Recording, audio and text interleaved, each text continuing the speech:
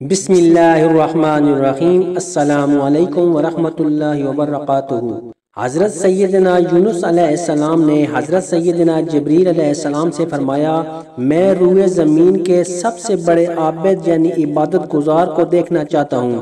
حضرت سیدنا جبریل امین علیہ السلام آپ کو ایک ایسے شخص کے پاس لے گئے جس کے ہاتھ پاؤں جذام کی وجہ سے گل کٹ کر جدا ہو چکے تھے، اور وہ زبان سے کہہ رہا تھا، یا اللہ تو نے جب تک چاہا ان اعضاء سے مجھے فائدہ بخشا اور جب چاہا لے لیا، اور میری امید صرف اپنی ذات میں ہی باقی رکھ۔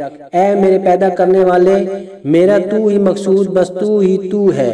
حضرت سیدنا یونس علیہ السلام نے فرمایا، اے جبریل، میں نے آپ کو نمازی روزہ دار شخص دکھانے کا کہا تھا۔ حضرت سیدنا جبریل علیہ السلام نے جواب دیا، اس مصیبت میں مبتلا ہونے سے قبل یہ ایسا ہی تھا، اب مجھے یہ حکم ملا ہے کہ اس کی آنکھیں بھی لے لوں۔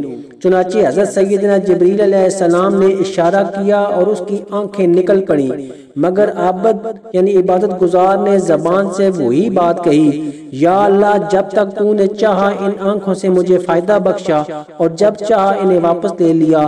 اے خالق، میری امیدگاہ صرف اپنی ذات میں رکھ، میرا تو ہی مقصود، بس تو ہی تو ہے۔ حضرت سیدنا جبریل علیہ السلام نے عابد سے فرمایا، او ہم تم باہم مل کر دعا کریں کہ اللہ تعالیٰ تم کو پھر آنکھیں اور ہاتھ پاؤں لوٹا دے اور تم پہلے ہی کی طرح عبادت کرنے لگو۔ عابد نے کہا، ہرگز نہیں۔ حضرت سیدنا جبریل علیہ السلام نے فرمایا، آخر کیوں نہیں؟ عابد نے جواب دیا، جب میرے رب کی رضا اسی میں ہے تو مجھے صحت نہیں چاہیے۔ حضرت سیدنا یونس علیہ السلام نے فرمایا، واقعی میں نے کسی اور کو اس سے بڑھ کر عابد یعنی عبادت گزار نہیں دیکھا۔ حضرت سیدنا جبریل امین نے کہا، یہ وہ راستہ ہے کہ رضائے الہی تک رسائی کے لیے اس سے بہتر کوئی راہ نہیں۔ اللہ عز و جل کی ان پر رحمت ہو اور ان کے صدقے ہماری مغفرت ہو۔